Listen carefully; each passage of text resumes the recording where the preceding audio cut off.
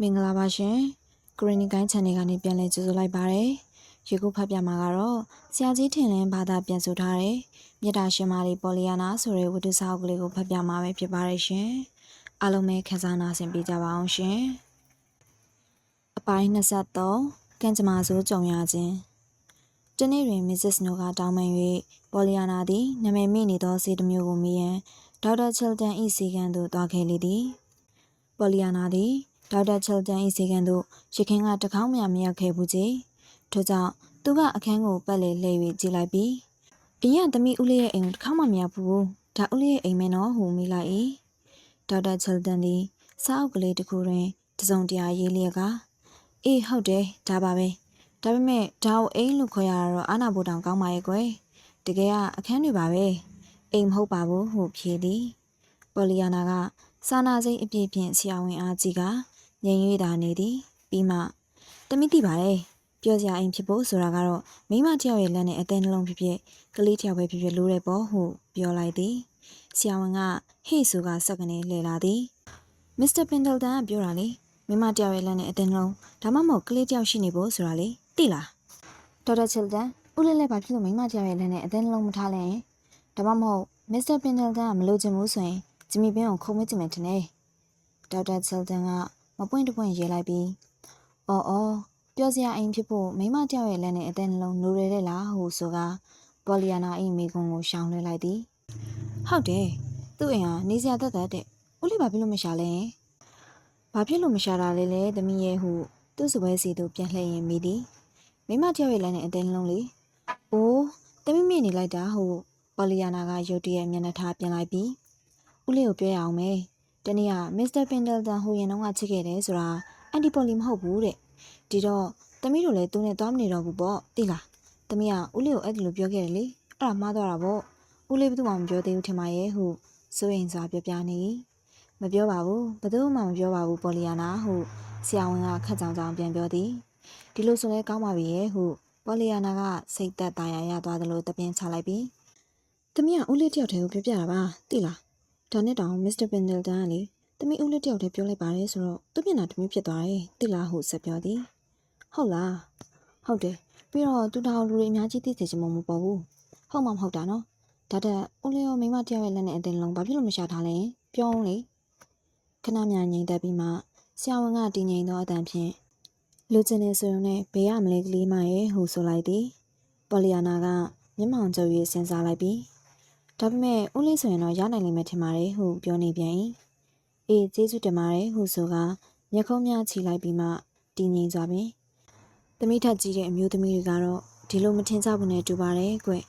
ဒီလောက်တော့လိုက်ရုံမဲ့ပုံမပေါ်ဘူးကွဟုပြောလိုက်၏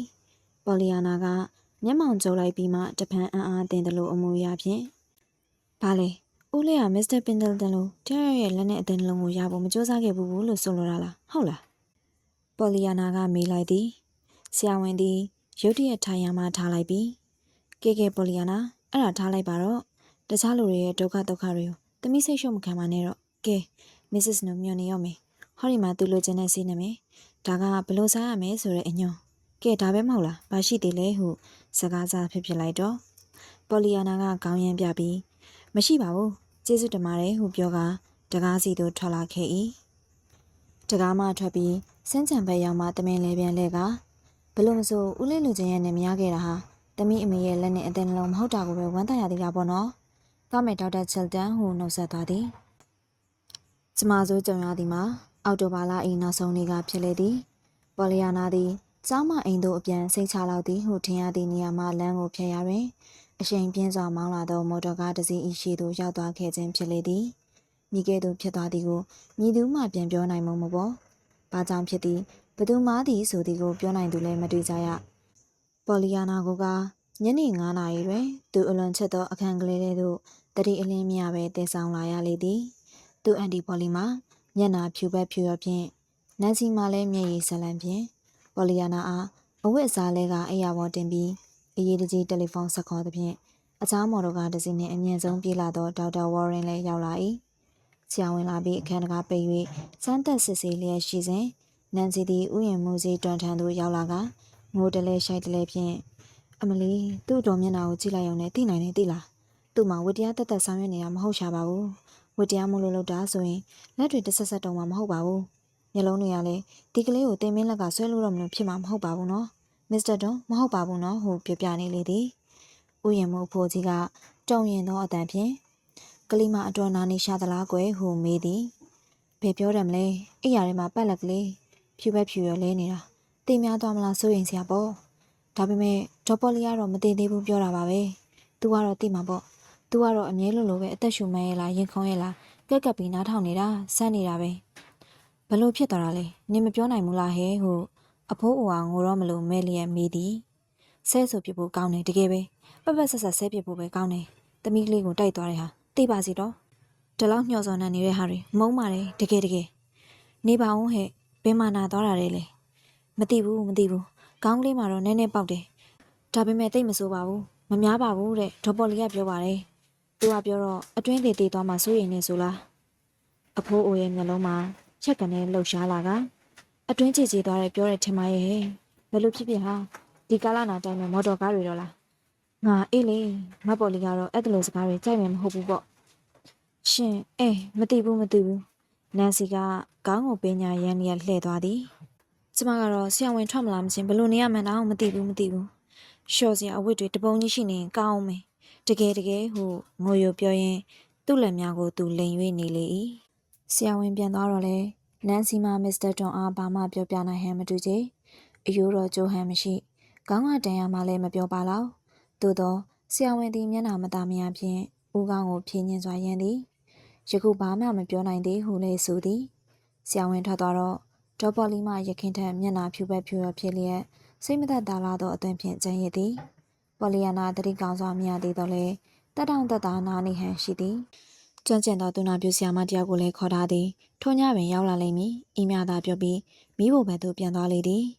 နောက်တရက်နံနက်ပိုင်းတွင်ပေါ်လီယာနာတတိရလာကမျက်လုံးများဖွင့်ကြည့်တော့သူပေအောင်နေသည်ကိုသိသွားသည်အန်တီပေါ်လီဘာဖြစ်လို့လဲဒါနေ့လည်းမဟုတ်လားသမီးဘာဖြစ်လို့မထရတာလဲအန်တီပေါ်လီသမီးထလို့လည်းမရပါလားဟုသူ့ကိုယ်သူထူရန်ကြိုးစားရင်းခေါင်းအောင်ပေါ်ပြန်ကျသွားသဖြင့်အော်လိုက်သည်သူ့အတော်ကညှင်သာစွာမထလိုက်နဲ့အောင်သမီးလေးမထလိုက်နဲ့အောင်ဟုတားမြင်လိုက်သည်ဘာဖြစ်တာလဲအန်တီသမီးဘာဖြစ်လို့မထနိုင်တာလဲဒေါ်ပေါ်လီသည်ပေါ်လီယာနာမမြင်ရသည့်ပရင်းပေါက်အနေတွင်ရက်နေသောခေါင်းစည်းအဖြူနှင့်သူနာပြုအမျိုးသမီးအားလှမ်း၍ပြောရမလားဟုသောအကြည့်ဖြင့်ကြည့်လိုက်တော့သူနာပြုဆရာမကခေါင်းငိမ့်ပြပြီးပြောလိုက်ပါဟုဆိုသည်ဒေါ်ပေါ်လီသည်သူ့လက်ချောင်းကိုရှင်းလိုက်ပြီးရင်ထဲကစကားပြောမဖြစ်လောက်အောင်စိုးတက်လာသောအလုံးကိုကြိုးစား၍မြှုပ်ချလိုက်ရ၏သမီးကလေးမင်းညမော်တော်ကားတိုင်းပြီးလို့ဒဏ်ရာရတယ်လေဒါပေမဲ့ကိစ္စမရှိပါဘူးအန်တီကသမီးလေးကိုစိတ်အေးထားပြီးပြန်အိတ်စေခြင်းနဲ့ဒဏ်ရာရတယ်အိုးဟုတ်တာပေါ့သမီးပြေးတာလေဟုပြောပြီးမျက်လုံးများကြောင်ကနဘူးကိုစမ်းကြည့်လျက်ဟမ်စီးထားပါလားနည်းနည်းလဲနာတယ်ဟုဆိုလိုက်သည်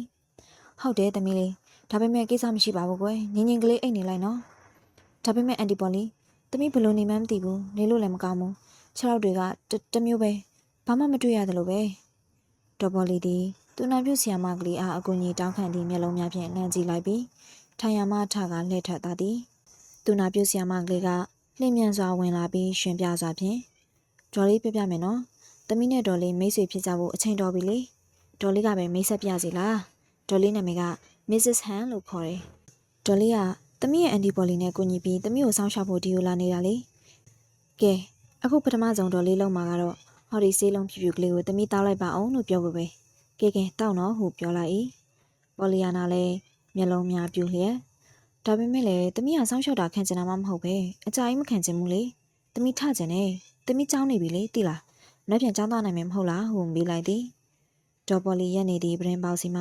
ကြိတ်၍ရှိုက်လိုက်သောအတန်ထွက်လာသည်သူနာပြုဆရာမကနှက်ဖြန်ကလားအဲ့ဒါလောက်မြင်မြင်ကြည့်တော့ခွင့်မပြုနိုင်သေးဘူးကလေးရဲ့ဒါပေမဲ့ဟော်ရီဆေးလုံးကလေးတွေကိုတော့တောက်လိုက်ပါအောင်လေသူတို့ဘလောက်ဆွမ်းတယ်လဲကြည့်ရအောင်ပေါ့ဟုပြောလိုက်၏ပေါ်လီယာနာကမယုံတဝက်ယုံတဝက်နှင့်မင်းကောင်းပြီလေဒါပေမဲ့တမီးတစ်ပတ်ခါတော့ကြောင်းသွားရမှာဖြစ်မယ်နော်ဆာမွေးတွေရှိနေတယ်တိလားဟုပြောကဆေးကိုတောက်လိုက်၏10မိနစ်ခန့်အကြာတွင်သူစကားထပ်ပြောသေးသည်ကြောင်းအကြောင်းမော်တော်ကားအကြောင်းသူကောင်းခဲ့သည့်အကြောင်းသို့တော့များမကြမီပင်စောစောကသူတောက်လိုက်သည့်ဆေးဖြူဖြူကလေးများ၏တကူကြောင့်သူ့အတန်ကလေးသည်တဖြည်းဖြည်းလေး၍ငြိမ်သွားလေတော့၏